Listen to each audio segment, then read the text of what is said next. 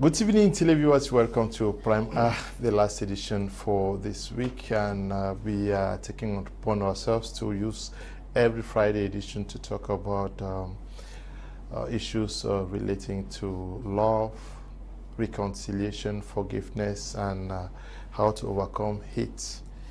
We this evening are going to be looking at what it takes to overcome hate and revenge.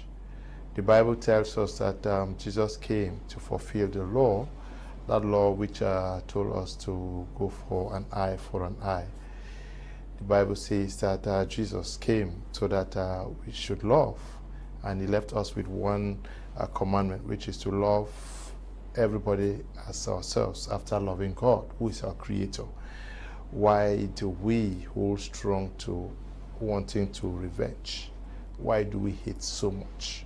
It is common knowledge today for you to ask someone that, who is your friend, and tell you, I don't have it. To drag myself out of my bed to come, because this topic is really very, very important.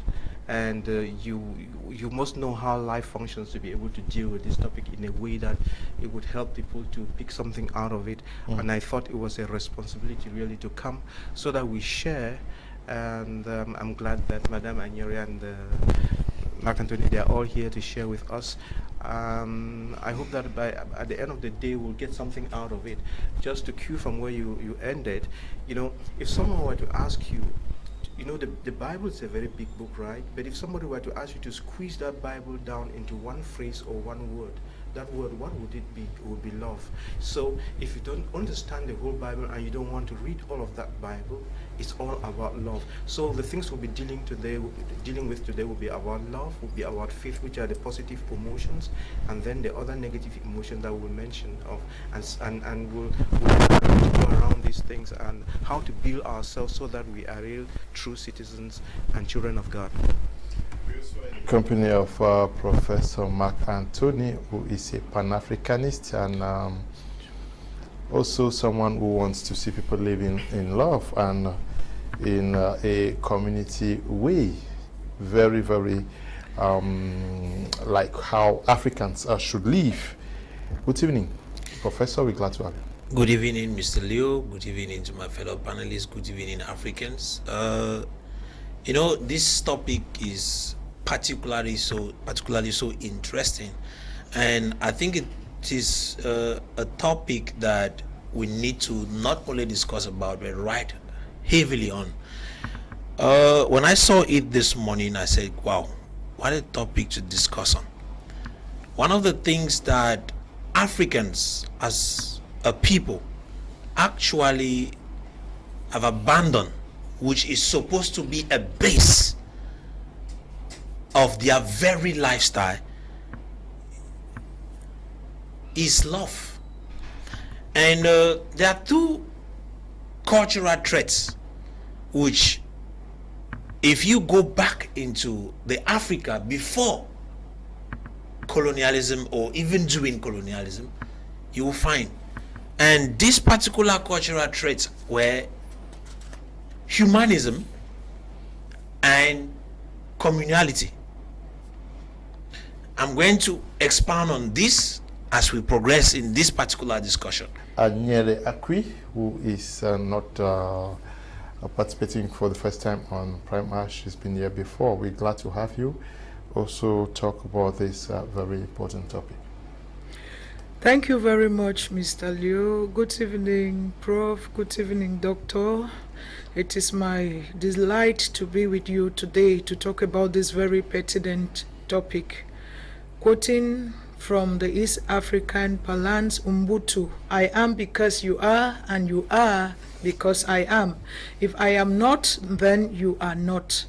It is very important. And also quoting from Chinua Achebe, he says that kinsmen do not leave their huts in the night just because of moonlight or just to talk and discuss or to come and eat a fellow kinsman's food. But that communal life is what is very important. Queuing from Professor Antony, at first when we were growing, you could go and beg salt from a neighbor. You can go and beg even embers to come and make up the hearth. But today is different. If you even knock at your neighbor's door, they look at you in a very suspicious manner. And so from a biblical perspective and from a social perspective, I will really want us to dwell on this topic and also to forget about being egocentric and look out for others. Thank you for inviting me for this very pertinent topic. I appreciate it. Reverend, I want to plead that in subsequent editions you should be there, because it's going to be a series looking at issues of love, forgiveness, tolerance, and a host of others. Dr. Nick Ngwanyam. Okay. Why do we have so much hate in our community today, even after we've gone to school, where our teachers have taught us, where we've received what we mean? So when we are saying love, people know exactly what we are talking about, because some youngsters all out there, when we say love, they'll be thinking of boyfriend, girlfriend, all those kind of things, misconceptions. Now, even as an adult, I didn't know that love had so many parts. I learned about the 3 parts. Then, interestingly, Mr. Patrick Tata, who is in Bamenda, he drew my attention to another one. So, technically, we have a part of love that is referred to as touch. I think it's pronounced touch, S-T-O-R-G-E. It's touch. I don't know whether it's English or what, but it's touch, however it's pronounced. Then the one we know a lot is agape. A lot of people say agape, but what does agape really mean? And then we have filial love, and we have eros. Now let's take them out apart so that we can understand very easily. When we say eros, it's very easy. Is the man-woman kind of love.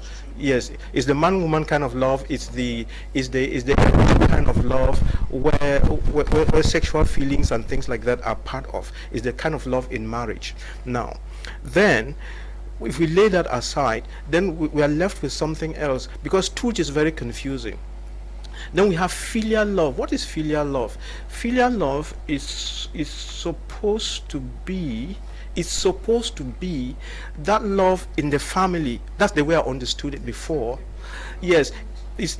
But when I checked again on Google today, I was surprised that it was not exactly that, because this word stooge comes and takes out a part of what we understood to be filial. Okay, so what we understood as the love between thing, and it comes from when you think hate, you must also think greed, you must think ego, you must think jealousy. All those things is the package that goes together. So even before we even get lost, let us realize that the world functions in 2 kingdoms. There's the kingdom of the light and the kingdom of darkness.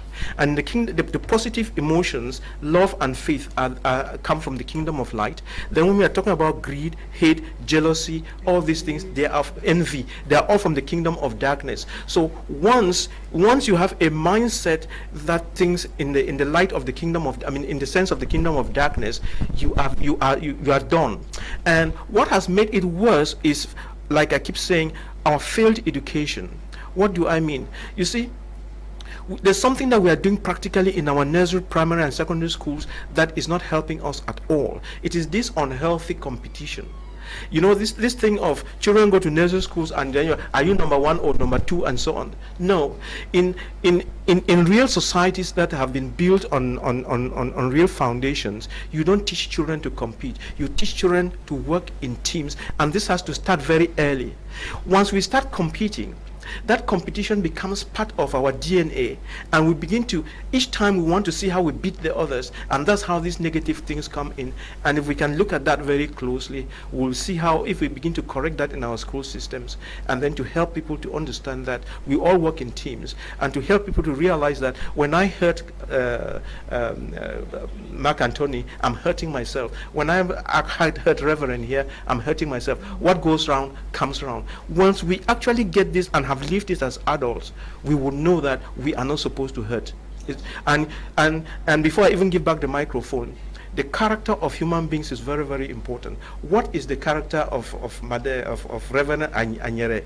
Her character is what she does when nobody is watching her.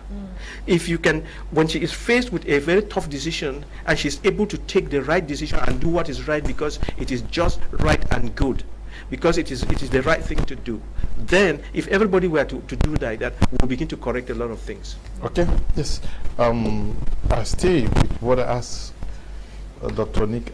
Of plantain or banana whatsoever and buy them by the road, come back after 3-5 days and still meet it there. What was the reason why those things were still there? Something was protecting it. Nobody was there like a guard, but it was there. Another issue: if a child does wrong in a community before, anybody could correct that child. What went wrong? We need to get back to find out. That today, maybe if I see the daughter or son of the Reverend Anyere and I doing something and I beat the child, maybe I will be sued. What caused that? Something went wrong. If we have to go back looking at this, we will realize something happened. There's a cultural erosion, I beg your pardon, a cultural erosion. Reverend just mentioned a word, Ubuntu. With us, we call it Tentedikjo, which means unity, strength. Ubuntu simply means I am because you are, which means we are supposed to be one another's guide and protectors. If you go looking at the Africa before colonization, something was so strong. There was a strong cultural identity among almost all Africans that you could trace, where they lived in communities and there was love among them. With the introduction of colonial schools, where children need to be removed out of family homes to be trained apart, different from the African Asian educational system where children are trained at home and within the community, where most individuals go into it, they read, but they preach what they were taught. And as a result of that, today, the person who brought the gospel taught you, showing you that you were not equal to him. First, you could carry him on your shoulders, transport him. Secondly, what was good belonged to him and not to you. So all this put together transmitted a problem in the minds of the African who was listening to the European who was teaching him the scriptures. He could not decipher the character of the teacher and what he was hearing. So it is good to learn from what you see than what you hear. With all this, a situation was created. They were even taught to hate themselves. They introduced individualism, where you now, instead of living as a community, you need to start owning. So self-appropriation. I need to start owning things. What I have is not my brother's, so my brother, if he touches it, I have to react. Who taught them? Mr. Leo, that's colonialism. Who taught people to? You already heard me, that's colonialism. The because I noticed that in Europe, where we think that they taught us to live this way, you discover that people don't hold so much to individual issues. I want to build a big house so that when I get old, I live in this house. Mr. Leo, can I just At the time people get to a certain age, they give up those things and they live together in Mr. Leo, can I learn? homes. But Mr. Leo, can I learn? Can I learn? No, let me learn. Yeah. Mr. Leo, you don't take what you saw, because it is a system in operation. You might have experienced something that you didn't take time to study. But let me say this to you. The European is so individualistic. Yeah, and is such an extent that he can kill you for what has no meaning. Okay. And that culture was practically transmitted to our people who were living in a community before. The people who believed in love. No. Let me cue you. Cue me. Yes, I think that Africa was not only invaded by Christianity. We have Africa, a greater chunk, also a very great chunk of Africa was also taken over by Islam. Mr. Liu, I did not talk of Christianity. I talk of please, let me come. And then you have Africans who don't even believe neither in Islam nor Christianity. How better are they? Mr. Leo, I will still go back to say we have a cultural erosion. The culture that kept us together, that gave us the capacity to love one another, that permitted us to live as a community, was eroded. And as a result of that, whether it was eroded by the Muslims who came, or the Arabians who came, or by the Westerners who came, it was eroded. Now, and as a result of that, today we are living the result of this transition. We are a transitional group of persons living the result of what was injected in our culture. Hate. Yeah, let me come. You mean that when a minister sits and takes 3 billion that belongs to the people, it's corruption. When somebody says, I will kill you, and then in our family setting, we have our parents who had witchcraft. Let me come. Yes. Who are not even exposed to colonialism or to the white man, but they killed. And when you go back to the history of our villages, you hear that this village fought against this.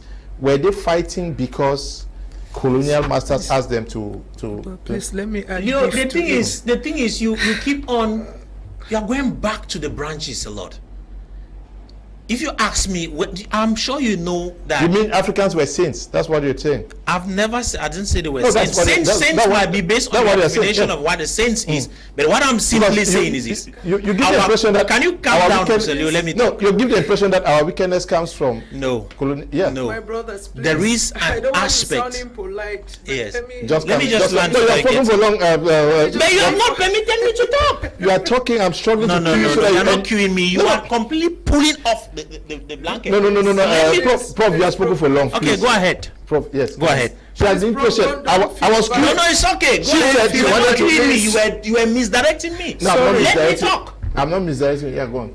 You're misdirecting me. Prof, sorry about that. Don't okay. feel bad. No, it's okay. What I just wanted to add and to differ a bit from Prof is that from my study of African theology and African literature, we had ancestors and not all were good. The bad ones were not canonized as ancestors. They were left on their own, and the good ancestors were venerated. Okay. It comes back to this issue. And I want to ask a pertinent question to Prof. During slave trade, who were the ones who sold the slaves to the whites? They were our fellow brothers. All is not bright on the other side. There are also dark issues because Africans are also human beings with tendencies of goodness and badness and forgiveness and unforgiveness. But that is not even what I want to say. Okay. But then I just wanted to cue from that, that it was not all green on our own patches. There were in the patches, there were brown grasses. And so we as Africans, we had our own quota to give when it comes to these hatred tendencies, because we betrayed our brothers, we did a lot of wrong things. Chiefs and kings took fanciful things from the whites like mirrors and dried gin and those things that are not worth the trouble in exchange of their families. And when the whites even came, from what I know about my history, people who were sent to school were slaves and servants in the palace. The prince, the princesses and the princes were kept in the palace, that the poor ones, those who were debtors, children of debtors, those who were slaves, they should be the one to go and test that new venue and see what is there, so that if it is not nice, if it is witchcraft, if it is something that will swallow them up, they should wallow in that situation while their children continue to progress. Well, it's just to add, because opinions can never be the same, that we also had our own quota to place when it comes to this hatred tendency. Yes, because we are human beings. Can I just add something to what Lorraine said? No, she has just spoken for 3 minutes. You spoke for 10 minutes. No, don't you are complaining, please. No, please. You see, Prof, since you want to come back to attack me, let me say this. Let me say this, Mr. Leo. Prof, please, I will not accept this, please. Nobody is bringing you to radio. You are the one who is talking to me. Prof, please. That is not an approach. That is not an approach. Prof, I'm saying that we are 27 minutes into the program. Dr. Nick spoke for 10 minutes. You have spoken for 17 minutes, but you don't know. That is it. That's the time, please. She has spoken for 3 minutes. That's the time there. Dr. Nick spoke for 10 minutes. We are 27, and it was you. Please. Go ahead. No. Go ahead. Stop explaining. Just No. I want you to understand. I don't want to have a feeling that you are this. You spoke, and the time you were supposed to stop, she was struggling to explain something. And I was struggling to cue you so that you end, but you kept going on. You have spoken for 17 minutes. Please. She has spoken for just 3 minutes. And Dr. Nick, you are not going to come because she has not spoken. Okay, that's fine. Except you people. No, it's okay. No, Leo, they have talk. That was 27 minutes. I just wanted to add some, not that I'm telling, I just wanted to add something to what she said, and then you can go back to her. Okay. Just to tell our listeners that, sometimes we give an impression that somebody is good and another one is bad. Human nature is very complicated.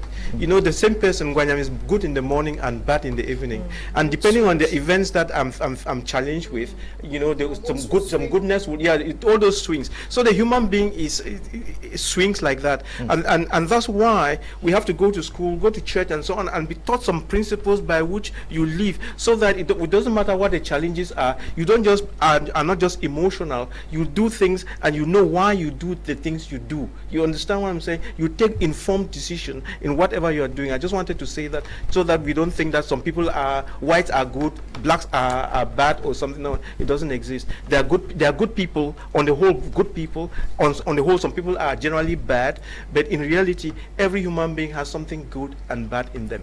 Okay. The focus of this program is overcoming hate and revenge in our communities, and our communities is Africa, in Donga Mountain Division, in Manu Division, in Ja Elobo Division, in Vuri Division, in our homes as family. That is the essence of this program. The program is not political, please.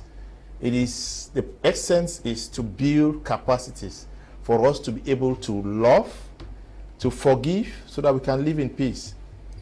We can live, if you have not spoken to an uncle for the past 10 years because he did something wrong to you, you should find reason after watching this program to call that uncle and say, "Uncle, you wronged me, I forgive you." Or, "Uncle, I wronged you, please, I want to ask for forgiveness." That's the essence of this program. We are not doing a political program. Yes, let's look at hate in our community. Where is it coming from? Is it also the fact that you people, you are irreverent, you are failed in equipping us with this notion of love and knowing that revenge is of God? Yes, Mr. Leo, thank you very much for the opportunity. I will want to first of all cue from what Dr. Ngwanyam said before. I am in a school as a chaplain, and I've noticed this tendency before I will delve into the Bible. There is a lot of steep and stiff competition. Students are not tabula rasas. Sometimes you see a teacher really will corner those who are more apt, let me put it that way succinctly, and those who are slow learners, they will leave them behind. When you do like this, you already instill hatred, because those who are more apt and fast at learning a particular subject will feel that they are up there already. Coming back to the house as siblings, you come to the house, your parents will saturate praises on those who have passed very well. Very soon we'll close. And those who are struggling to catch up, because that is naturally who they are, they may rain insults on you and depress you and make your self-esteem to become low. You already generate natural jealousy towards your sibling. I go now to the Bible. Joseph was a very bright child, and God blessed him naturally. he used to have dreams, and innocently he will reveal those dreams to his brothers, to his family. And most of the dreams showed that he will be a ruler. And it got to a point where his father was like, what are you doing? Does it mean that you are telling us that one day you will rule over us? His brothers were very, very extremely jealous. And not only that, his father loved him a lot because he was a child that was born to him at old age. He was a child born to him by his most cherished wife, Rachel. And also, because of that love, he sewed him a coat of many colors.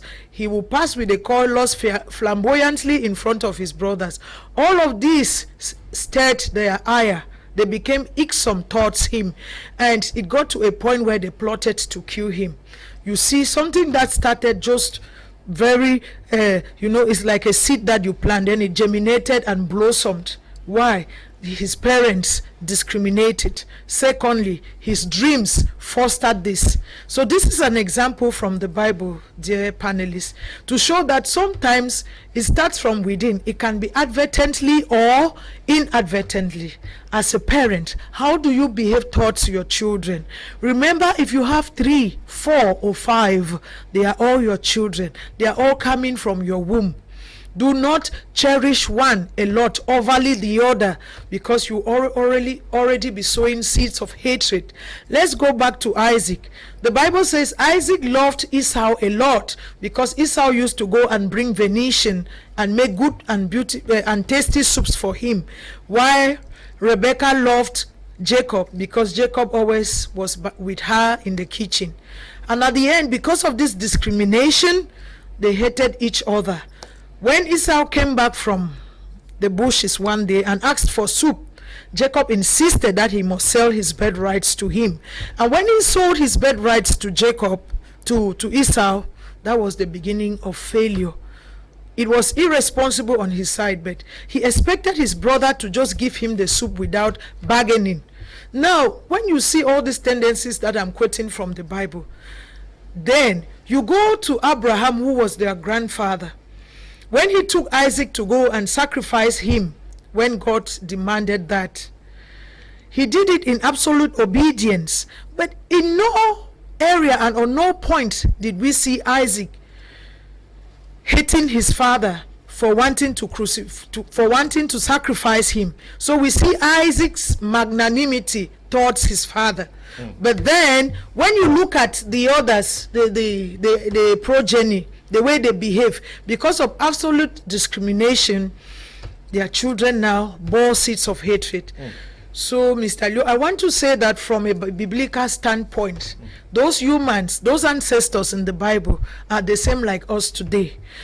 I want to begin from the family because it is the basic unit of the society. Once you sow seeds of discord in your children by way of discriminating, know that they will grow with such tendencies.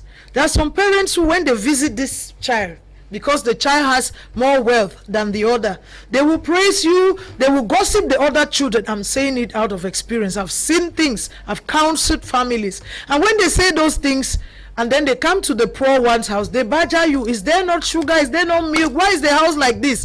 And then when you do like that, when there are funeral services or there are programs, general programs like family meetings, you see open discrimination because this brother or sister is a cadre somewhere and this one has nothing to offer. He has to pick the bottles. That's that kind of discrimination, that kind of seed of discord that as a parent you sow consciously or unconsciously amongst your children will seep and trickle right into the grandchildren, because the grandchildren, as children grow, they see what is happening, they put it into practice. As they see their parents at loggerheads, they will also be at loggerhead. I want to narrate a little story to corroborate this point. There was a man who got married and he was an expatriate. Since he was working out, his wife was at home with the children, taking care of the father. And the father had this Alzheimer's disease. The hands were dangling like that, the father-in-law. So instead of giving the father-in-law food in her casserole bowls and plates. She will give the father-in-law food in a very old stained plastic plate and then lock him up. But when the husband will come back, she will pretend, and that's the time she will show love to the father-in-law. The children were taking note of all what she was doing, and one day she was sitting at the veranda with the husband and talking. The 5-year-old was struggling to carve something. He took wood and was struggling to carve it out.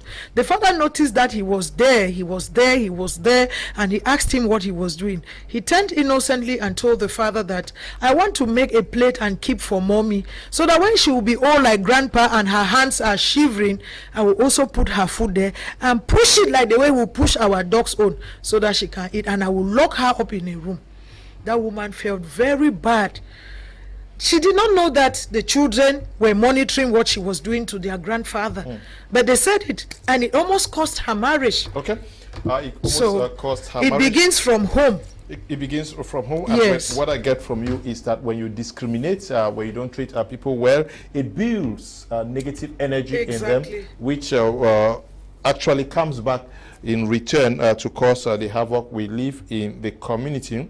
Why do we have so much tendency to revenge and not to forgive? He must pay for what he has done for me. Doctor. Thank you very much. Just before I answer your question as you want it answered, let me just say one or two things. You know, as we grow through life, you become wiser as you interact with other human beings. And I must say that I was very shocked as a medical doctor in Bamenda in the clinic. You know, I was very shocked because I was interacting with the general population, reverend sisters and reverend fathers. And if before then, if you had asked me which is the perfect community where you would find perfect love, perfect harmony, and so on, I would have told you, if you go to the convent where the reverend sisters are, that's the most beautiful place where you could find, you know, harmony. And I thought that, you know, like the reverend fathers, they stay in the, you know, we have about 3 or 4 reverend sisters, reverend fathers staying in a community, okay, in a parish house. In a parish house, correct.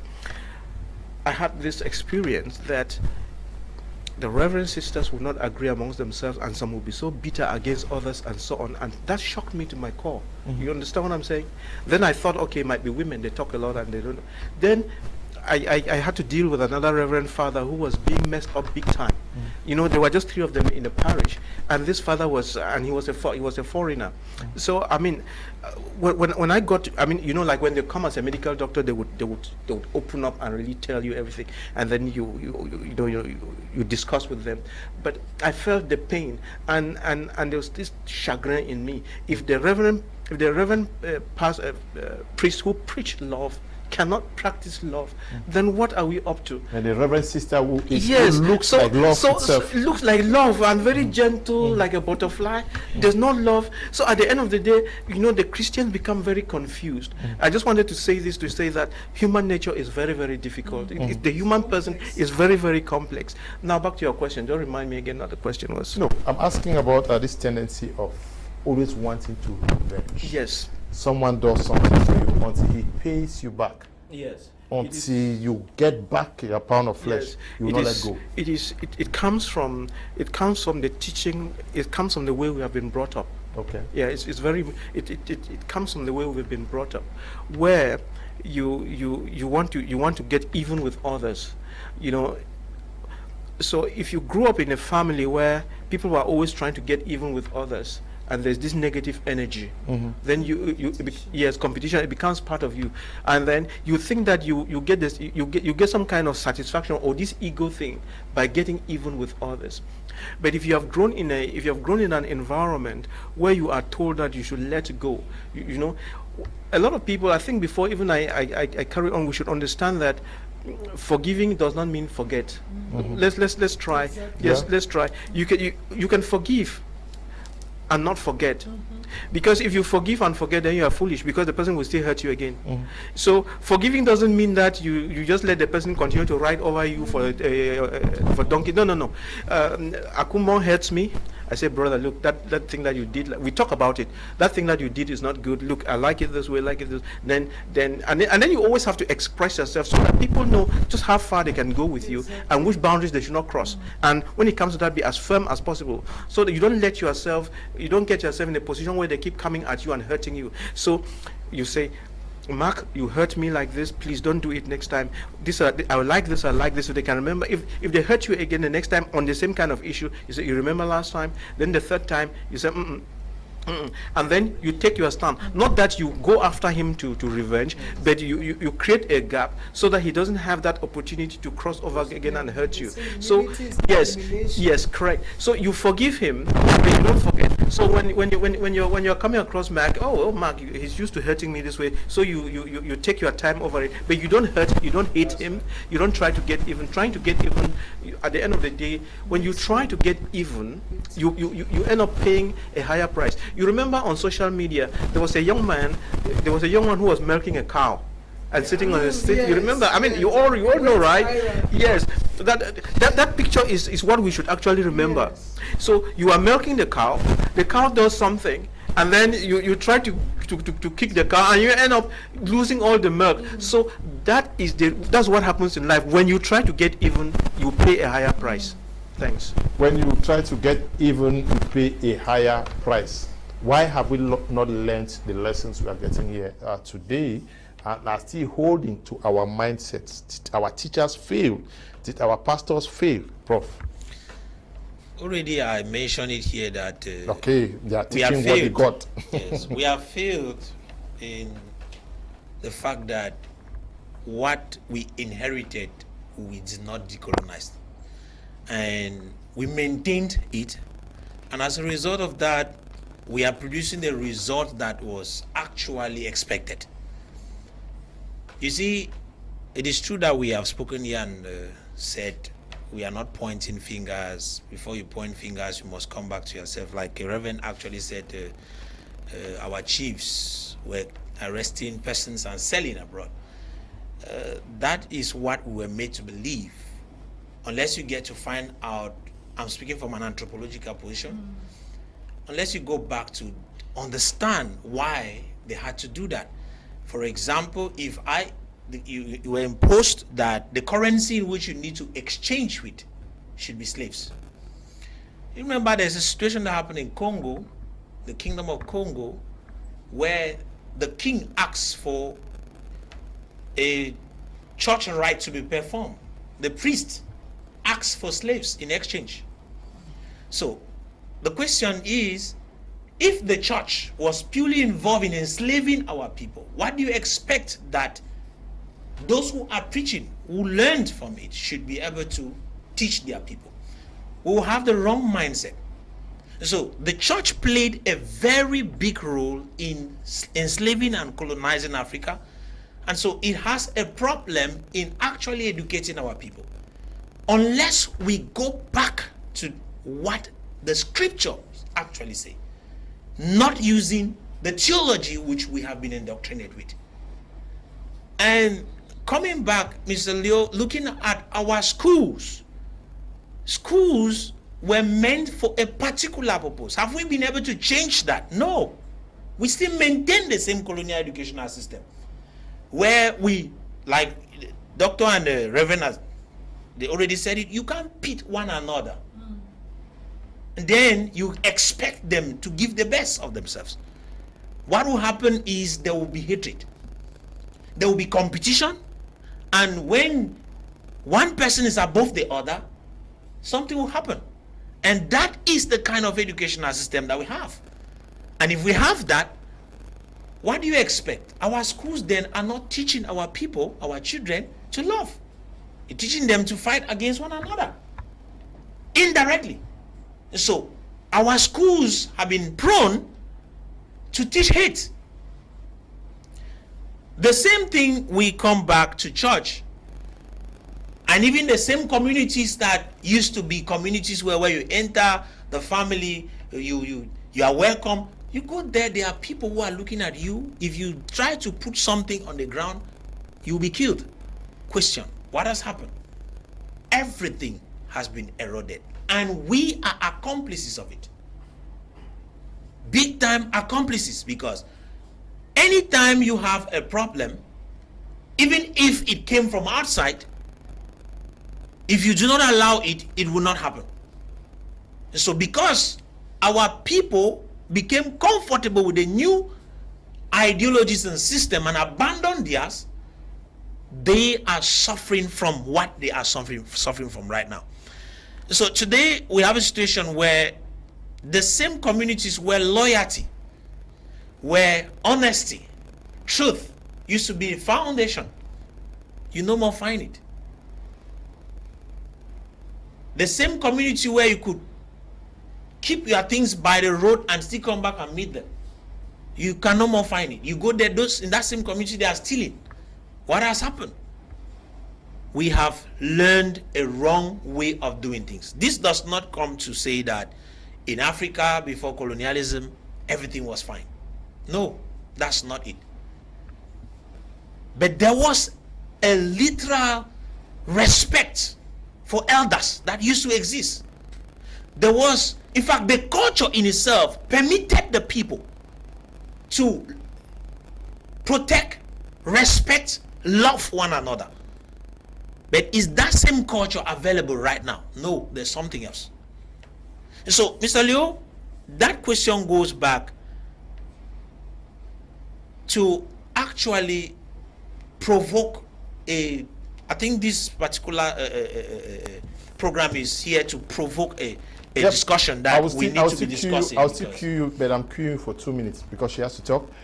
Now, is it today that we are realizing that the religion we adopted and the system of education is rather dividing us rather than uniting? Yes. Is it now that we are discovering it? I don't think it's now that we are it's bad because we have had doctors, we have had professors from Africa for so long. Mr. Leo, I don't think it's now that we are discovering it. It had been discovered, but the problem is most of us do not know how to solve it.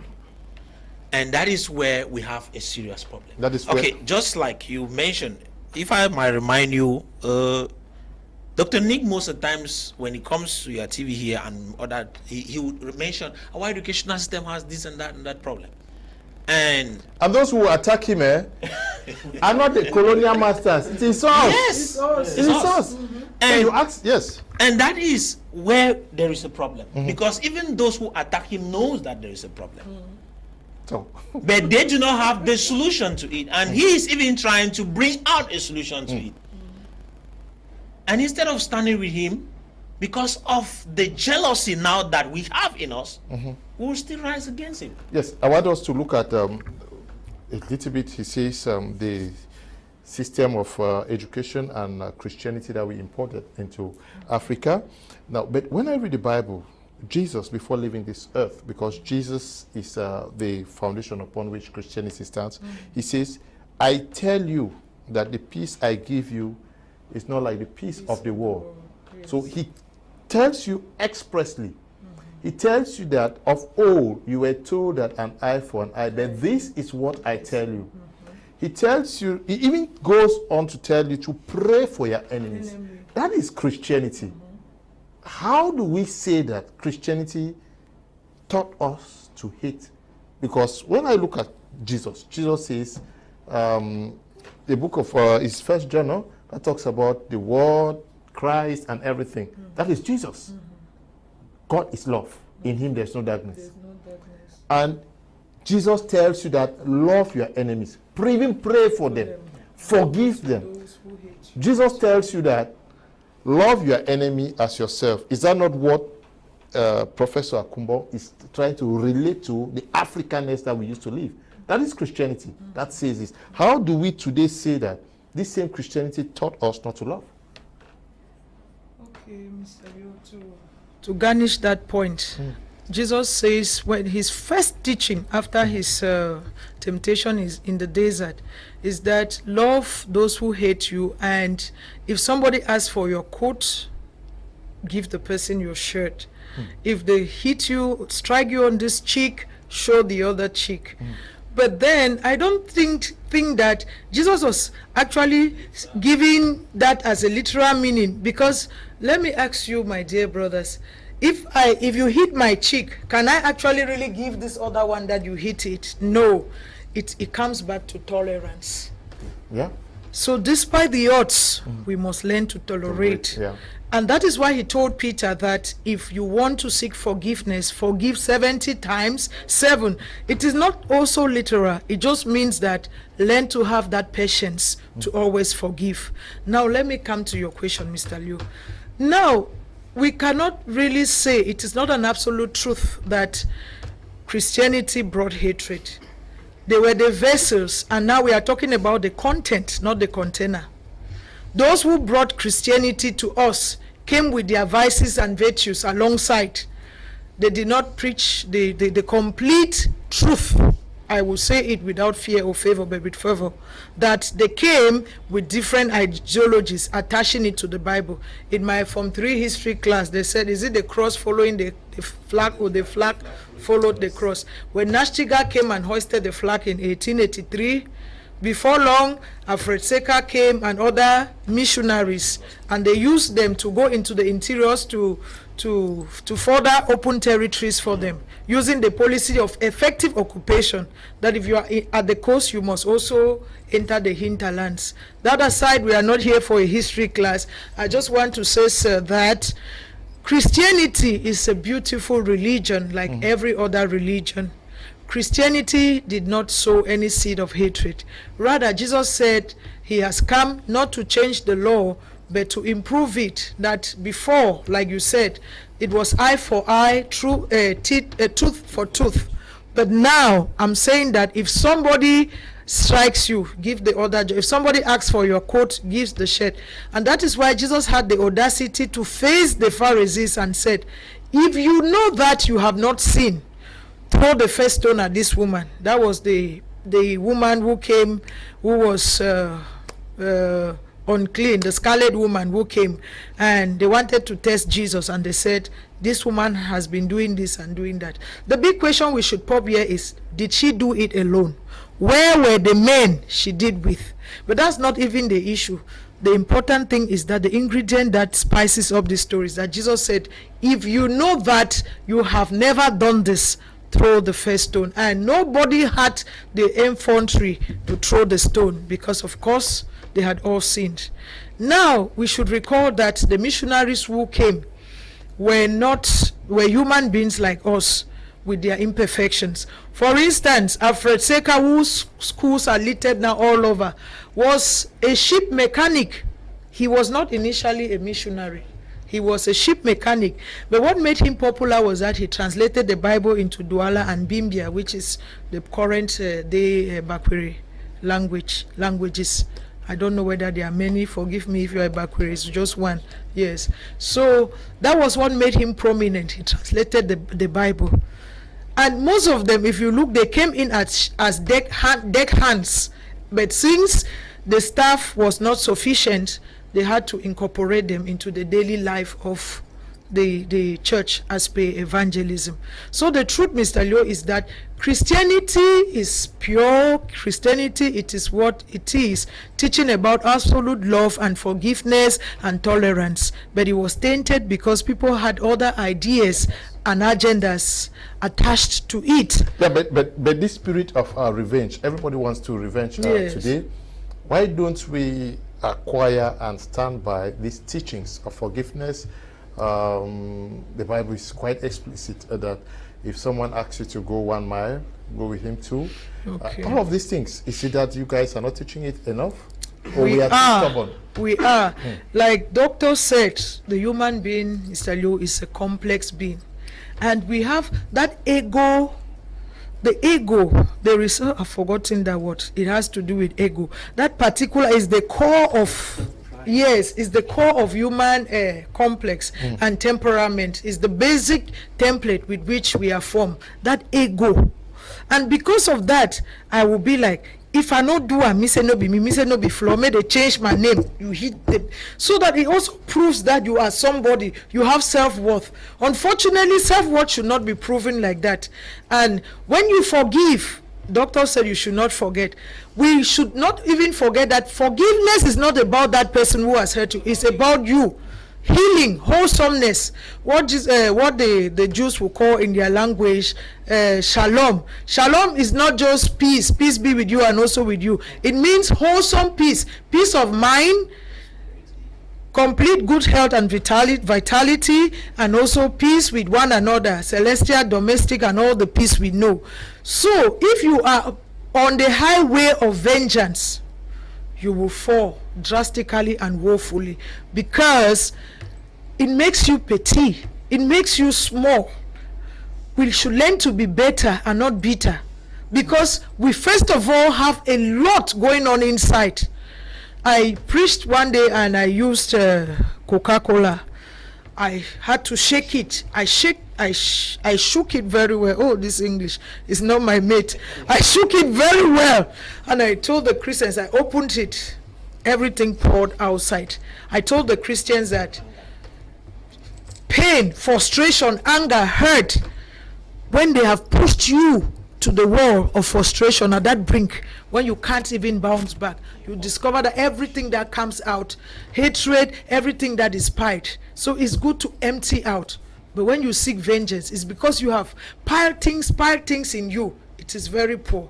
I go back to geography. It is because of a lot of pressure on the earth's crust that when there is a vent on the mountain, there is eruption. You must look for that vent to air out. I don't think that vent should be vengeance. It should be communication. Talk about it. Empty out. Because if you plan to avenge, you are planning to fail. Okay.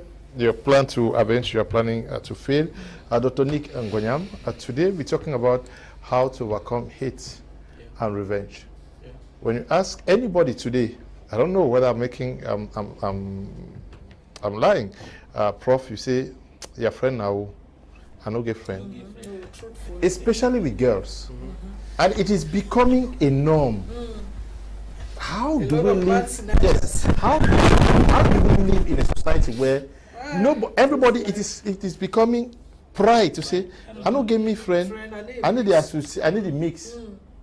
How? Where have we failed to identify this danger in the society, and nobody is struggling to arrest it?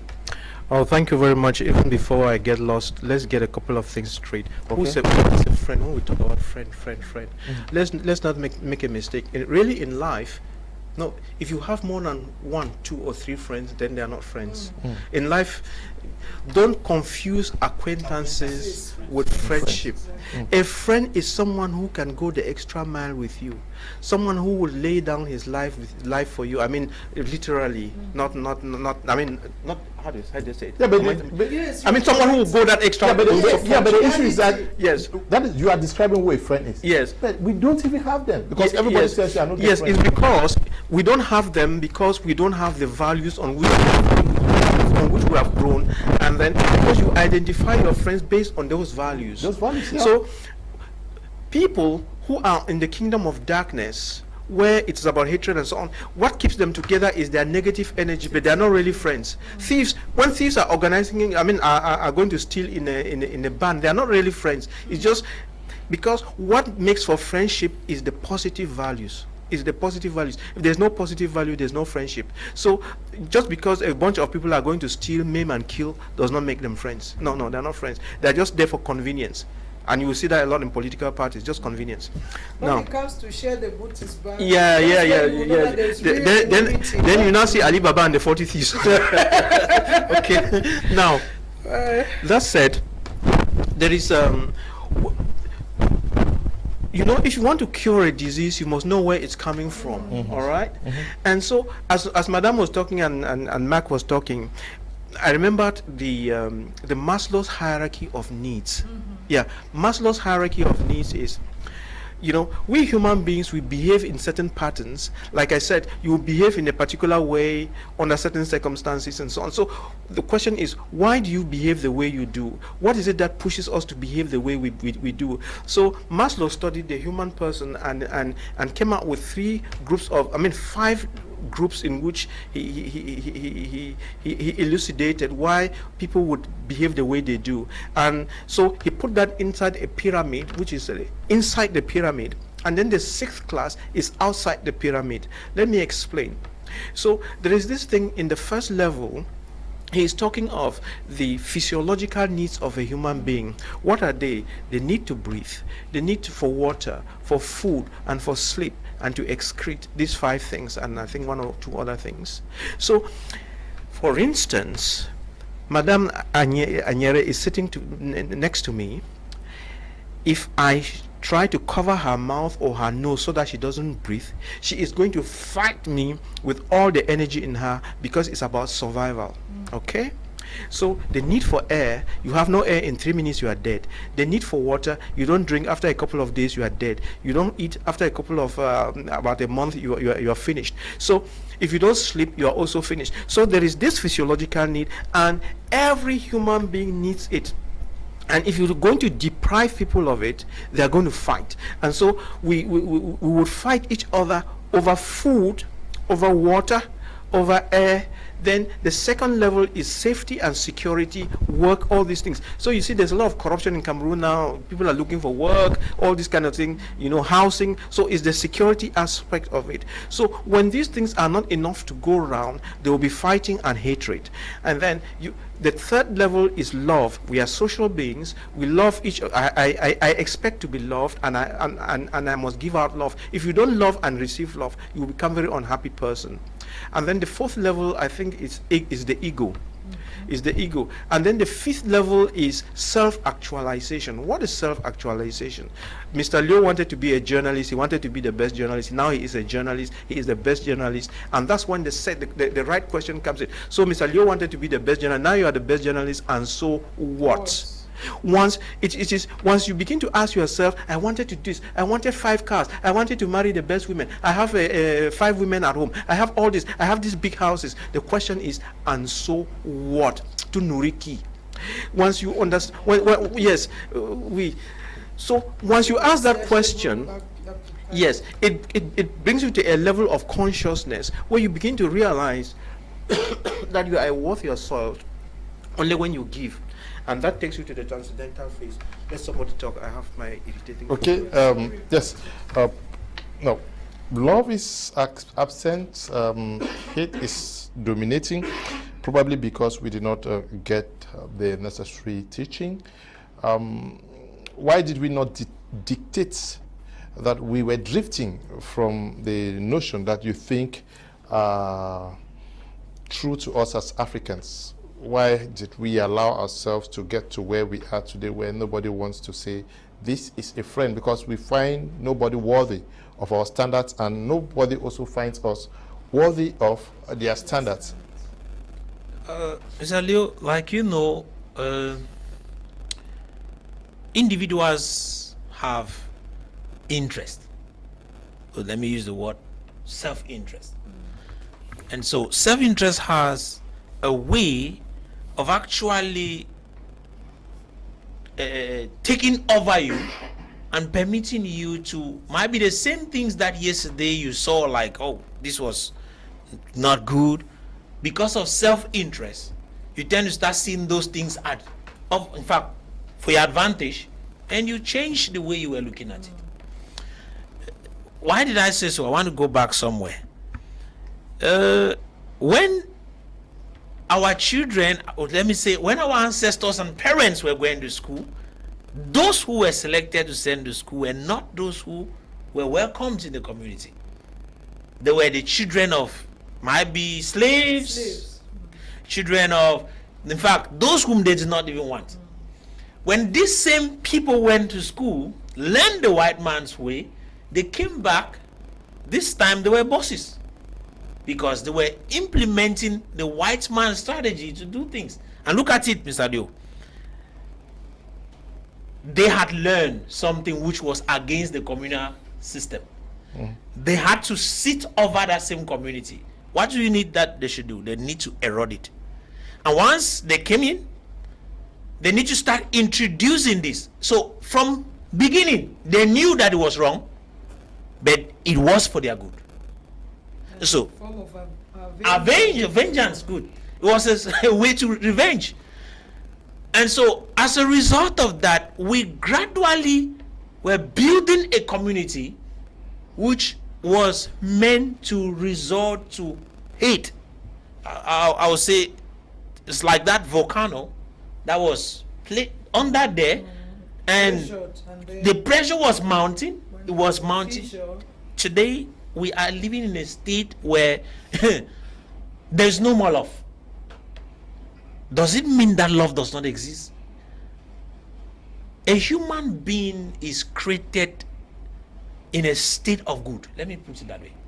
If you read the scripture says, and God said everything was good, which means God created man in a state of good. The corruption that came into the system of man came also from for those of us who read scriptures, we say Adam sinned, but the question most of us theologians will ask is, he sinned, how did he sin if he was that completely good? Something happened. Was it like he had an aspect of him that could permit? That comes back to say, yes, he was not a perfect being. He was an imperfect being that needed to grow into perfection. So you need to make mistakes to grow.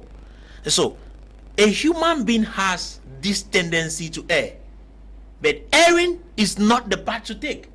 And I will say this, evil is not eternal, but good is eternal. And so we might be looking at the issue of, okay, we have this problem of hate, we have these evils that are in our communities. It seems not to want to end. Can we end it? Yes, it can end. And so I think that what we need to do, we need to go back. First, I want to use our culture before going to the Holy Scripts, right? Going back to our culture, I think there are a lot of things there that we can pick out that will revamp that communal life that we used to have, that used to protect one another, that used to keep the in fact, there was natural justice. You were already in your mind, you know that if I go towards this direction, it was there. Yes. So those things, I think we need to go back to see how we can improve on them. We need to get back to them. To improve on them. And then also, Mr. Leo, the issue of, we go back to the scriptures. Teach the scriptures, not doctrine that was taught to us by somebody. That's where there's an error, because when I said the church created a problem, the problem we have does not mean that Christianity, in quotes, created it. The scriptures have truth buried in it. This truth is what needs to be taught, not people's thoughts.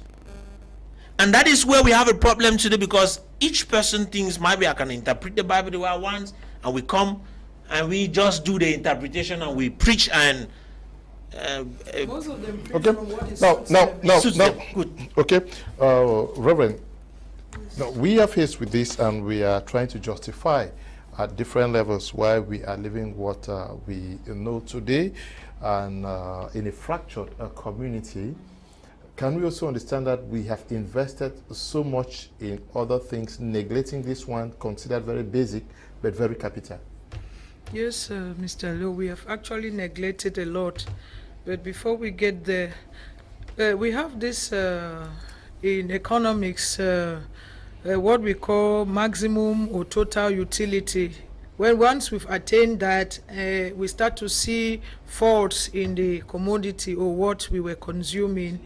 And then it comes now back to what Doctor said, self-actualization. At that level, you want to be this, you want to be that, et puis quoi?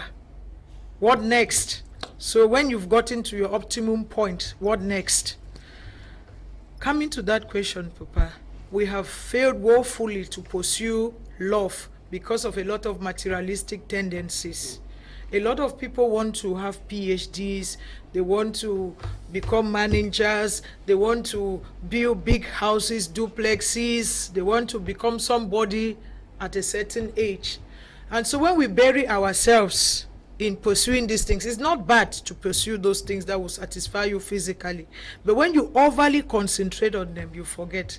For instance, let me give a basic example. I am a man. I'm saying that today I'm here, tomorrow I'm here. I'm doing all this work. I will tell myself that I have a family back at home. Let me work and gather the money now that I'm young, so that I will satisfy my family back. But you come back to the house every day, you are tired, you barely eat, you barely talk to your wife. Maybe or maybe not, that woman is just there in the house. She's a housewife, or even if she's working, she doesn't have ample time to talk with you, talk about your day, how things were like, and so on and so forth. You become estranged. She sleeps and looks this way, you sleep and you look the other way. Already the bedrock of that marriage starts to break down, because communication is not there. We are pursuing our careers, we are pursuing different courses. Aside from materialism, there is also this tendency of strings attached. I do something for you because I will gain. If I will not gain, then I will not do it. It is the direct opposite of that Ubuntu and what we will call in my language 40. So when you come together, there is unity, there is strength in unity. But the unity now, like Doc said, is the kind of unity that when band of thieves meet, is just to strategize on how they will steal.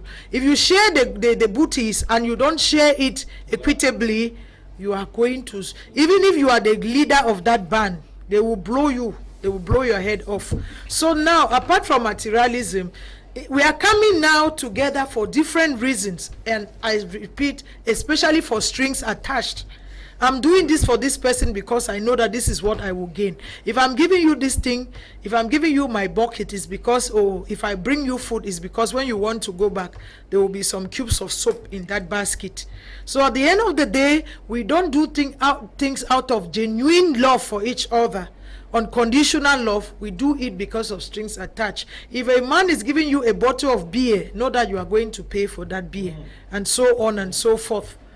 Another issue, apart from these strings attached, is what am I going to gain?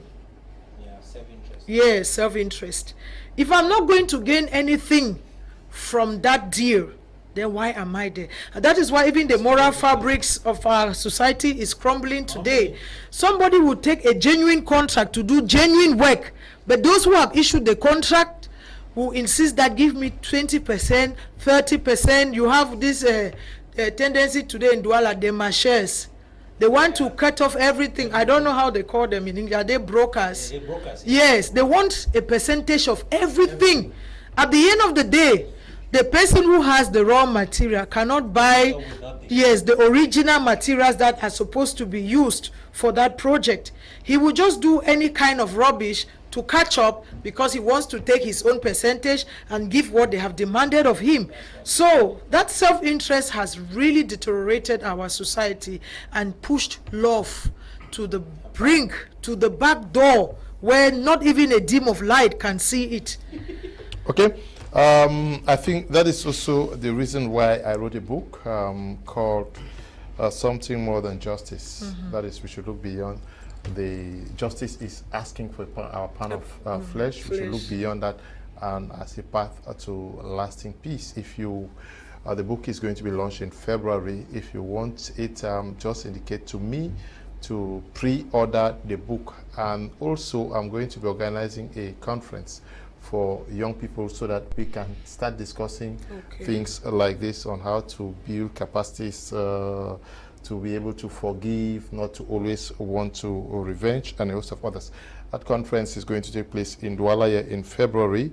If you would want to learn how to also hold yourself, that spirit of tolerance and a host of others, I think this is also a time for you to come and sit down and learn from those who are on this panel. We spend a lot of money. You said we want to be a medical doctor, we want to be this, we want to be this, but this aspect, nobody actually takes time to invest in. We have schools, so many schools, doctor, school in this, school in that, school in this, but actually this school of taking teaching people, that is, you have ambassadors of peace out there who would yes, who will tell you that please don't pay him back in his coins, forgive him, overlook him when something happens. Yes, I'm sure it's Michelle Obama who says when they go low, we go high. Yeah, Yes. that's right. You're bringing now what I wanted to comment on before this cough got hold of me. Sorry. It's about emotional intelligence. Okay. Yeah, it's a big subject. Emotional intelligence is a big subject, and that's what is lacking in our community. So emotional intelligence sounds, it's a big word, but actually it has a part A and part B. There's intra and there are two types. Emotional intelligence, anyway. What does it mean? Let me just say it the way I've forgotten. Sometimes when you try to remember it as it is, sometimes it gives you a headache. I have to be able to love myself. I have to love myself. Then I have to be able to love others. If you don't love yourself, which is self-love, self-love is different from greed. Let's Exactly. yes. So, greed just means that you just gather things for yourself. Self-love means that you accept yourself for who you are. Number one, I accept myself for who I am. I'm a short man with a bald head. I'm black. I am this. I'm that. I'm that. I come from. I just love who I am, and I'm. And just, you know who you yeah, are. you know who you are. You accept yourself. You don't beat yourself. If you fail at a task, you don't crucify yourself because you failed at it. You learn your lesson. You forgive yourself, and then you go on. You forge ahead. So that is self-love. Once you can love and forgive yourself, that is the only time you will be able to love others and forgive others and interact with others. So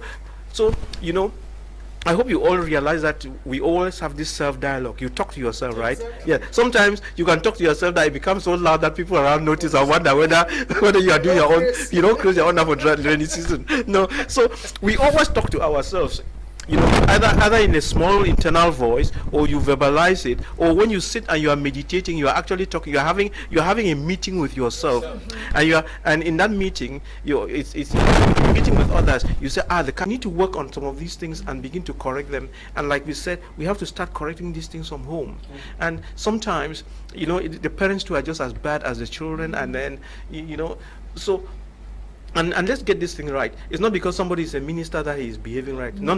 It's not because you're a president that you're behaving right. So it's not because you are voted majority that you're behaving right. Character has nothing to do with democratic votes or something like that. No. So let's and for one thing, I think let's put it this way: respect. Let's put it as respect. Exactly. Let us learn to respect, number one, ourselves, and then respect each other. What do I mean? Look, I don't have a personal driver, okay? But if I have a driver, I should respect that driver. You have cleaners who are cleaning in your school, in your house. Respect them. Do you have a house girl who is looking after your children and cooking food for you? Respect them. Respect is. It doesn't take anything. Are you the president of the nation? Respect your cook. I mean, I think it boils down to just that. It's just respect. Respect your children. So as long as we start respecting each other, a lot of things will be reset. Yes. Good evening, boss and panel. Words of reflection. Romans 7, 14, 25, 8, 1 to 17. My humble contribution on the healthy topic. Dr. Apostle William Tar Bantam writing there. Okay. Good evening, Mr. Leo. Please read this message. We have abandoned our roots, identity, and our culture. Most churches have abandoned the preaching of love and are now focusing on miracles, prophecy, anointing, oil, water, and healing to obtain wealth. Winka Edwin is writing from Fumbot. I would like us to look at this. Maybe this is also where we have departed from, because I remember when we were children, the way our mothers brought us up.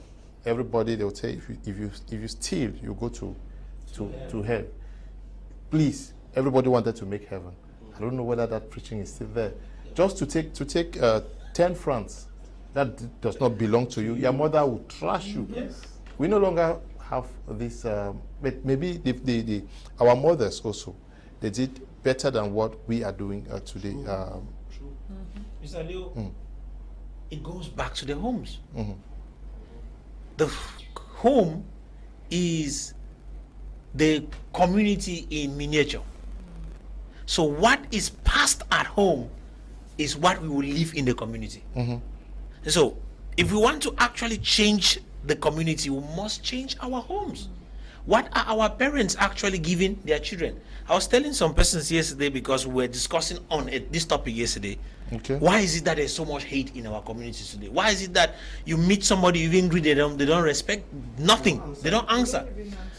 And we entered this discussion, and I proposed something. I said, first of all, if you look at it, today we want to blame teachers in school for teaching our children and actually letting them become so wayward. No, they are not the cause. If you want to recognize it, realize it, you realize that a child is born in a state of no culture, which implies a child has nothing, is a blank sheet of paper. Once he is born in a family, from the age of 0 to the age of 7, that child is learning through what he is seeing and what he is hearing. So every day, what you do actually becomes a lesson to the child.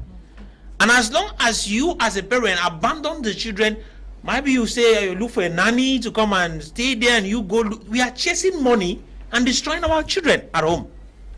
And so that has become a serious problem, Mr. Leo, where today we want to put the blames maybe to church, want to put it to school, but we fail to also take the blame at home. We begin the formation of our children. I don't see a reason why a mother who have decided that, okay, I want to give birth to children, because a mother is a very good teacher, then says, okay, when you give birth to a child, the child is just 6 months or maybe even 3 months, you abandon the child with a nanny, then you go to work. What do you expect that that child should learn? The nanny will give the child what she has. But as a mother, you control a particular culture. You have something that you can pass to that child. And that's why our ancestors, those before us, before our generation today, are better up, and their society was better up, because mothers preferred to stay at home to raise their children than to go for jobs. Today we will say things are hard, so everybody needs to work, and that becomes a problem in itself. So we cannot forget that our homes are the basic schools where we must be able to train our children. That is where the character formation begins. That is where the capacity formation begins. If a child needs to become something, you start seeing what the child is doing to identify who that child can become. Every good mother or father can identify who their child can become by just observing and looking at his way of interacting with others. But if we fail to do that, maybe we'll end up blaming everybody, but we fail to blame ourselves. Okay. So, Mr. Leo, the problem falls back in our homes. So we must go back, train our children from home to give them the character we want that they should have tomorrow. Okay. We are talking of respect. Schools will not teach them how to respect. It is us, the parents, who need to teach these children how to respect. We are talking of love. Love begins from home. If you choose to love one child above the other, what do you expect that child should do? The child will hate, because you showed him already that you love the brother or the sister more than him or her. Indirectly, you are sowing a seed of hatred, and that is what will cause more trouble, Mr. Liu. So we should correct it from home. Nice program, Mr. Liu. My regards to Dr. Nick, Prof. Mark, Antony, and Reverend Anyere.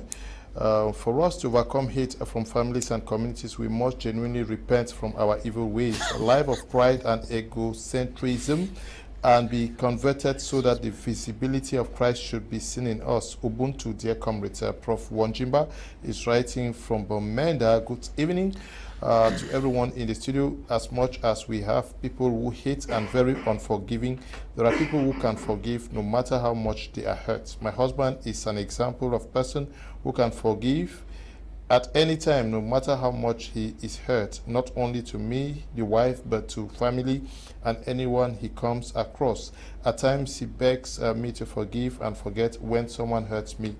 Then I have this question to ask you in the studio. Can you forgive someone and still distance yourself from the person? Comfort is writing from Yaoundé. That is exactly what Dr. Nick said. You forgive the person, but you have not forgotten what they did to you, but you take your distance and know how you relate with the person. So one says, truly the bottom line is respect.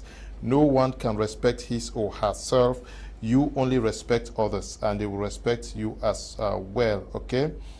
Good evening, Mr. Liu. Please, I read that one already. Good evening, Mr. Liu. From my own point of view, the Bible makes us to understand that the heart of man is desperately wicked in nature, but what makes it come to reality is that evil forces that push it out. Okay, the Bible makes us to understand in the book of Ephesians 6:12 that we wrestle not against flesh and blood, but wrestle against principalities and power. It is because of these evil forces that cause man to hate his or her brother. Jesus Christ said, "Whatsoever you do to the least of my brother, that you do unto me." So love is all we need in the society. Because of the love David had towards his enemy, made God to call him a man after his heart. Love is the greatest. Indeed, Paul is writing from Small Support, Aboya. Good evening, Mr. Liu. I think hatred is messing us up because we have not been able to give a right definition to human behavior. Until we come to a point where we can be able to understand attitude, personality, and perception, it will be difficult to really love. To really love. I think it ties with what you've also said, Dr. Nick, which has to do with emotional intelligence. Yeah. This one says, good evening. Oops, no, this one.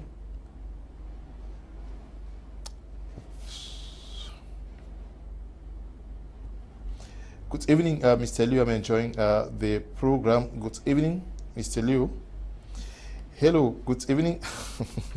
A little bit confusing, but someone raised a point that he reacted to, but another person says that we have deviated. Instead of molding the human being in the church, we are now telling them how to become very rich and how to inherit it. Okay. That one is for me, right? Yes. Okay. Now, Mr. Liu, with churches, you know, with the Bible also came doctrines, and doctrines are practices and sets of beliefs that came from fathers of the church when they wanted to understand the Bible, and so they also had to add extra interpretations. Now, not going into that theoretical framework, let me come back. Many churches today, before you see a pastor coming out of a church to form his, it is either because of greed or some disgruntlement that he had against his papa, in quotes, or the senior pastor of the original church. I'm not, please forgive me, I'm not like situating the fact that I'm criticizing churches, but this is what obtains. And now when they leave that church because of a particular disgruntlement, maybe the offerings did not go where they were expecting. This is because the churches are denominational. For some denominations, that idea is like that. But let me come to my own church. The Catholics practice the Episcopal system where everything is centralized. Doc, am I right?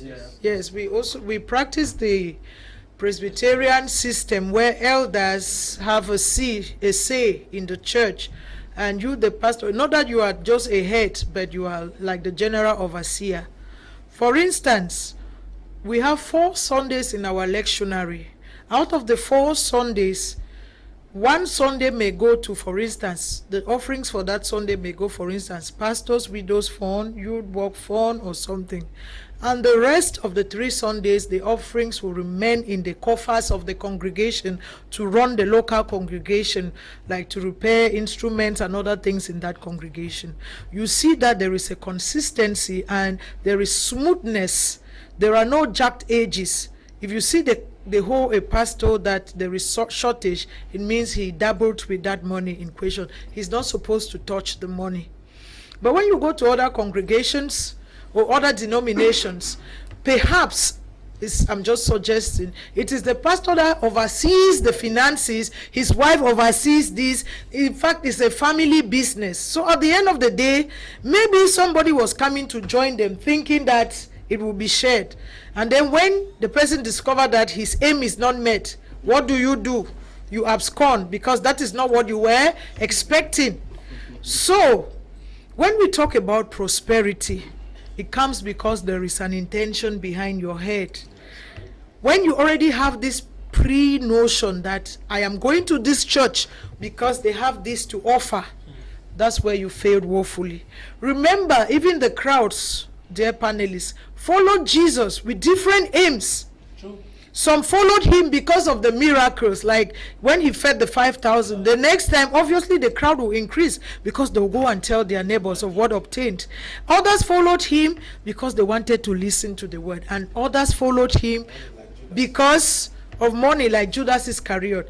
Now, like I was teaching from 5 today, I brought the same issue because we came across an example when Jesus said, those who listen to the word and put it into practice are like houses that have been built on a very solid foundation. When winds of persecution come, they will not be easily blown away. But those who follow him because of their own selfish tendencies and reasons, as soon as you are being compared to one who has built his house on a sandy soil, as soon as there is backwash and swash from the sea, let me say it's beside the seashore, it will completely sweep your house away. Now, so I told the students that when you see Jesus talking like this, I just inferred that he must have observed the crowd and knew that the crowd came behind him for different reasons. And that is why he told them that those who will listen to his word and keep it will be like this, and those who will not keep it will be like this. This issue of prosperity has wreaked a lot of havoc in our churches. Because today, instead of people to preach the raw and unadulterated message of God, which should touch the people first into their spirit, they come and stand. Your fibroid will turn into fine boy. Amen, amen, and so on and so forth, and so forth. It's not good. Yeah.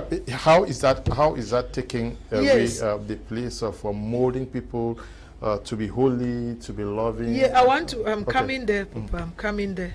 Now, when you start raising people's hopes, and then when you've said all these things, all these promises, and they are not met, at the end of the day, what will happen? They are bound to go away, to give way. I go back to the Bible. Imagine, even Jesus, who did all those miracles, Mr. Liu, fed the 5,000, healed people with dropsy and epilepsy and all of that. When they placed him and Barsabbas in front of the crowd and said, choose, they choose Barsabbas. Why? They expected a Messiah that will continue to feed them constantly, physically. But when Jesus dwelled more on the spirit and not the flesh, they're like, who is this man to now? That's why they said they should crucify him. So it goes to, it challenges our pastors. If you are a true man of God, feed the people with the raw word of God. And if you feed them, if they are spiritually fed, and if their stamina on the ground is spiritually strong, they will bring you the blessings. What you want, the seeds that you want them to sow, they will sow them without you telling them to. But if you don't feed them spiritually, because now, Doc, I want to ask you, if you are going to give Father something, let me say it's not even Thanksgiving, harvest Thanksgiving and all of that, but you decide as a family to go and greet your father, is it not because of the way he has impacted you spiritually? You are a scientist, right? Yeah. But then you have ration, and what he teaches you, you are seeing it happening in your life and in the life of your family. So when you go back to say, Father, thank you, because you don't see God, but you see him through your priest. Going to say thank you with a bag of rice or granite oil during this festive season. Does anybody pushes you to do that? Nobody. It is because of the impact he has played in your life spiritually. That is why I am really pleading with my colleagues out there, no matter the church where you find yourself, if you feed the people spiritually, Mr. Liu, they will also reap the rewards. So if you see people drifting, it is because every Sunday is one and the same message. Come and sow seed. Come and do like this. You will see the kingdom of God. The kingdom of God suffered violence. The violence taketh it by force. If you have one and the same message continuously for a month, 2 or 3, it's not worth the trouble. It's not worth the salt. No. Please, can I just, let me just round up. Please, teach the people. Have Bible studies. Teach them. Do not take one topic and you drool on it. It becomes a litany. Teach the people the word of God, the undiluted truths in the Bible, and then they will not drift away. And that love will be sincere. Because when, like, my parents were growing up, my father was full gospel, my mom is die-hard Presbyterian and an elder. When they came back, my father would discuss what they had preached, she would discuss what they had preached. And then you see within that week, if they preached on faith, that week they would try to inculcate it in us. If you failed or you did something wrong in school, they would try to impact the ideals of faith in you. If the next week they came with grace, they would tell you that, okay, if God is forgiving, this time we will not beat you because grace abounds, but we want you to change. We will still give you correction, no doubt, but it must not be always be punitive. You will compensate by doing extra work or like this. Wow. And that is how we grew. Every day, they brought the ideals from church back into the home. And if I had to love to go to the seminary, it was because of that. Not that I didn't have other options. But now, today, the is different. When they come, a woman doesn't even respect his husband again, but respects the pastor, daddy, father, this, papa. You cook every day, you go and give him. You worship the floor on which he walks, and then you come and call your own husband in the house, mommy, pa, boy, and then you don't even serve him a food in a good bowl. So all of those things now at the end of the day, you see that it comes to from the church, the way we impart ideals onto Christians. That is how they may bring it back, especially those who are not very educated or who live in a kind of ignorance and they expect a balance. So when they come, they want that miracle, surplus, la la la. When you can't give them, what are you telling them? Okay. To go away. Okay. You want to also get how I think we can achieve peace in this society. Please, you place an order for the book that I've written, or you register to be part of a conference that we are going to be organizing out here in Douala, the nation's economic capital, where you can get a start of the training and building your capacity on this. But I want us to stay with what we were taught, not only in school, but in church. It's Jesus who says we should pray for our enemies. We should not go the way of the eye for an eye. But we see the church strongly praying against our enemies. Yes. Is that not also saying that this man has done this, I must pay? It's true. Why like now? Let me just give a tip. Just for like just 1 minute. That's what we yes. Yes. Yeah, okay. Let me just give a tip. Sorry to interrupt from the standpoint of a pastor. We have this, what they call the apocryptic psalms. I hope I'm on track. These are psalms that apocryphic. Yes, it's always like, Father, kill my enemy, destroy. And now many pastors and many Christians, they no longer find that balance. Oh, that thin, fine line now between the Old Testament and the New Testament, where Jesus has come to suppress the eye for eye law and tooth for tooth and brings in now unconditional love. And Jesus is not also saying that when they hit you here, you should give this way, because that particular passage in question ends that do to others what you want them to do to you, which cements what we call today the golden rule, which means that Jesus is not an extremist, but even in saying that, he's also cajoling us to come back to the fold. So, Mr. Leo, I just wanted to say that many Christians don't have a clear-cut definition between Old and New Testament. They are just binding witches and saying that they should destroy them. Okay. Okay, Papa. To come back to the question Mr. Leo asked me. Mr. Leo, Scripture actually says, suffer not a wish to live. That's Old Testament. Which today... But that's what is prevailing today. Yes, which today, let me be a little bit particular here. Pentecostals actually hold as a scripture to do combat. When Christ Jesus came, the scripture says he came to fulfill the law. When he did that, the same law that says suffer not a wish to live was fulfilled in him. Let's say Jesus became a witch and he was killed, so that the same witch that you are seeing today should be forgiven. His blood became an atonement for that witch. in the Old Testament, there was no grace available for such a witch. But in this New Testament, grace superabounds. Which implies that somebody who might be an enemy today might be forgiven today for him to become somebody better tomorrow.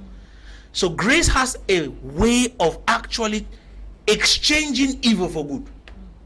And that is what a lot of persons do not put into consideration. I mean, those of my fellow pastor brothers who are preaching war today in church. Somebody mentioned among the messages Mr. Liu sent in the group that we wrestle not against us. He's quoting Ephesians.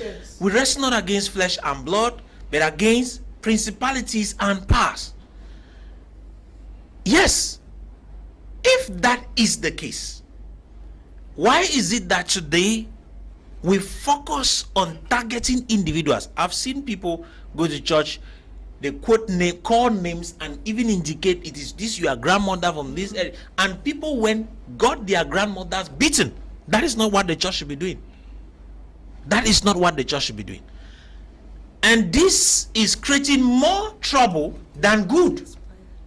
So I think, Mr. Leo, the problem is that most of these individuals whom you see, we are calling them pastors, some of what I would say might cause some persons to feel like, okay, I am against. No, I'm not against you. But as long as you are not trained as a pastor in theology, the truth is you cannot really appreciate the scriptures. And so most at times, those whom you see doing this are those who jump into one church, got gifts, maybe they have gifts of the Spirit, as they said, and jump out to create a church. What do you expect? They are going to create a church, or might be a structure where they clap their hands for one purpose, what they can get. They are not creating it for the sake of the kingdom of God. And so today you have multiple kingdoms in the name of church, where individuals, in fact I should use the word enterprises, which people tack names of church on and preach using the name of Jesus but not preaching Christ. This has become the greatest problem we have today. So you cannot see such places and you say that it is a church where they are training, they will raise people. Their target is what they can get. And that's why if you enter their churches, either they are talking of blessings, or they are talking of casting demons, or they don't have any serious message that they can give to empower the spirit of the people. Their focus is what they can get. And so they will lure the people into thinking that, okay, if you give like this, you have like that. Or every moment you enter the church, there's a message about giving. The gospel has been abandoned, and the gospel is Christ. The gospel is the kingdom. As long as it is not preached, you do not expect people to come out with a heart filled of joy. You do not expect them to come out filled with love. They will come out thinking of how they should work to have money to go so that they can get more. So they grudges. And so they are in church today, in these places we call church. They are practically building, should I say, they are raising a people with more greed than love. And so creating a society which is dangerous. Let's be sincere. Robots. Good. I am shocked that most of the times individuals, you see a doctor, well trained, but when they get into those places, they become like, I don't know, it's like they have been brainwashed. So I start asking questions, what happened? But I know what happened. So I think, Mr. Leo, we need to go back to that place where the truth should be brought into church. And I think that I want to say the government needs to do something about this, because this is supposed to be the work of the church. But it seems as if the church is not doing what they are supposed to do, where they are not censoring. There's supposed to be a censorship on what is called church and who is called a pastor. Okay. so that we can have a community which is very, very powerful, instead of having a group of individuals who are manipulating the people in the name of church. So that should stop. Good day, sirs. Very interesting program. The blame goes back to the system, not the teacher. The day the system stopped teachers from whipping children, that was the day our children started going astray. They destroyed our morals. Scripture asked us to whip so that their soul is delivered. Good evening, Mr. Kum. I don't really know how you get inspired in getting your topics. Very nice topic with very seasoned panelists. Special greetings to my father, Dr. Nick Keen, taking down my notes as usual. Very educative program. It is only like time is the problem. Okay, John is writing from Banyo. Good evening to you, Mr. Fai. Dr. Nick, how do we, now that we are looking at what we are living today, very dangerous, a time where colleagues no longer trust one another. Everybody says, I did me for my house, I don't get me a friend. We are gradually disintegrating from who we are as Africans. How do we arrest the situation that seemingly is already bad? Oh, thank you very much. When Reverend was talking, you know, before Jesus left, he asked Peter, "Peter, do you love me?" And Peter said, "Yes, Lord." And what did Christ do? Feed my sheep. And that happened 3 times. So, like they say, when a father is supposed to die or something, he will leave a word for the family. So it is that feed my sheep. So what do we mean by feed my sheep? So there was the part A of it. You are feeding the sheep spiritually, strengthening them, their characters, their education, then they have the food, you know, all those basic needs of life that we were talking about. So in Cameroon, we look at it. Who is feeding who? Are we really feeding the sheep in Cameroon? There's a problem there. So when there is economic hardship, and there's not enough to go around, then a problem is introduced. You know, let me try to explain this. So let's do an experiment. Let's go down to the street and take 10 street children, okay, who don't have a place to stay.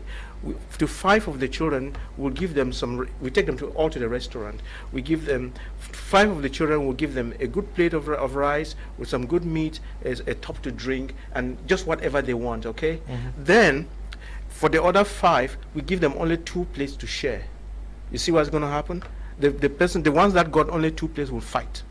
So, when you don't meet the needs of people, hatred comes in and violence comes in. So, having learned that lesson, we will realize that as long as we're not correcting the economic systems in our country, as long as we're not training our children to be able to have jobs, as long as our economy is limping, as long as youths cannot put money in their pockets, as long as fathers cannot meet the needs of a family, the social tensions are going to go up, and then the hatred and the violence will go up. So today we have the Anglophone problem. You know, when you dig deep, you will realize that Anglophone problem is tied to frustration, is tied to poverty, is tied to the fact that someone thinks, believes it true or false, that someone else is taking what belongs to them and is saying, let us share. You know, and if you think of the Kuperde route in 2000, before 2008 in the north, that Kuperde route is still the same thing. The violence in 2008 is the same thing. So we need to come to a place where we train our youth and give everybody an opportunity to be able to feed themselves. That is how we are going to solve this problem. As long as we have concourse system where children of the big will go to the ENAM and go to the QS and go to everywhere, while intelligent children of the poor are left out, hatred will continue. So we need to create a system that is fair to everybody. Where we have a community of people living very large, while others are languishing in before I give you back even the microphone, let me something that the professor in Jana or something, the professor that just died, the one was knocked in an accident. He said that there are 2 tribes. We will say that Cameroon has 250 tribes in Cameroon. There are 250. No, he said no, that's a lie. In Cameroon we have only 2 tribes, those that have and those that don't have. So we need to help those who don't have to join those that have. As long as we have this privileged few who have, and they keep beating those who don't have, we will have problems. Let's make sure we feed everybody. Let's make sure everybody is fed. Good evening, Leo and panelists. What is a church? Because my basic understanding of church is a spirit of God in a man. Thanks again for your wonderful educative programs. Good evening, Mr. Leo and the panelists. Please, I have a question about grace. If there was no grace in the Old Testament, then what happened to Jacob after Jacob cheated Esau and ran away to his uncle's place, Laban? Later, after he realized his mistake, he said, Lord, I will not let you go until you bless me. At that moment, God changed his name from Jacob to Israel. Did Jacob found grace here in the Old Testament, or what? Theodore Mengot is writing from Yaoundé. We have to get into that. We have just 7 minutes. So next time, good evening, Mr. Liu, wonderful panelists out there. But how I wish Apostle Ambe was there to balance up things. Jones Ali is writing from Bamenda. Good evening, Mr. Liu, and all the panelists in the house. Your program is very educative. And timing too. How much is a copy of the book? And I would like to register for the workshop. Charles is writing from Boya. The book is 5,000 francs, and if you want to register for the conference, just write to me after the program. I'll get you registered, and if you register for the conference, you are going to be given a book for free. Yes, how do we turn things around, Prof? Thank you, Mr. Liu. I think we need to go back in inculcating moral values and ethical values in our educational system, which targets our children, as well as focus in the church in building a corrupt-free people through the gospel of Christ and actually introducing to them the morals that actually are found in scriptures. If we have to become loving, Dr. Nick began with exposing on what love actually is. You see, the word agape comes from two Greek words, two root words, ago and pao. And if you look at it, you realize that this word actually indicates, it's like leading a child by holding his hand towards somewhere. So it has more to do with external charity as well. What you can give, how to lead a people, how to take them out through a particular direction or somewhere. That particular love is what our community is supposed to be experiencing. And the other aspect of this love, just like I said, a lot of people do not understand the power of the love which they call eros love. Eros is the highest dimension of love. Is the highest dimension of love. In what sense? It is the same love that God shares with himself. It is a love that deals with intimacy. It's a love that shares oneself with another. And this is a love that we today misquote it, because when we want to interpret it from the Greek background, we use it from maybe the erotic perspective, where people just go sleeping with one another. No, that's not what that love actually means. It is intimacy, and intimacy with God. If we begin going back to relate with God from an intimate viewpoint, what happens is we birth the character. We become pregnant with divine characters. We become literally infused with divine attitudes, and that we will project in our communities. But because today for us, Christianity or maybe spirituality is just might be me being able to recite scriptures, then go listen to what they say, and then I come back and say I'm a Christian. No, that's not what makes a person spiritual. Spirituality is spending time with God and being able to understand the very depths of him. That might be a very difficult thing to do, but each one of us can do it. We need to spend time with our God.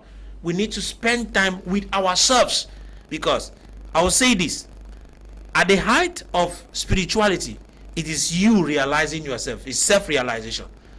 And most persons think might be it is something that's meant for priests, pastors. No, it is for everybody. We must go back to develop ourselves. By doing that, you discover that the capacity to love naturally grows within, and you can be able to love one another. You can be able to extend it to somebody. But if you do not have it inside, love your neighbor as yourself. You can't love that neighbor if you don't love your own self. And so you begin from there in order to give it. Okay. That's what I think. We must go back to be spiritual. We must go back to be spiritual. We have come to the end of tonight's edition of the program. We're going to be running a series of them.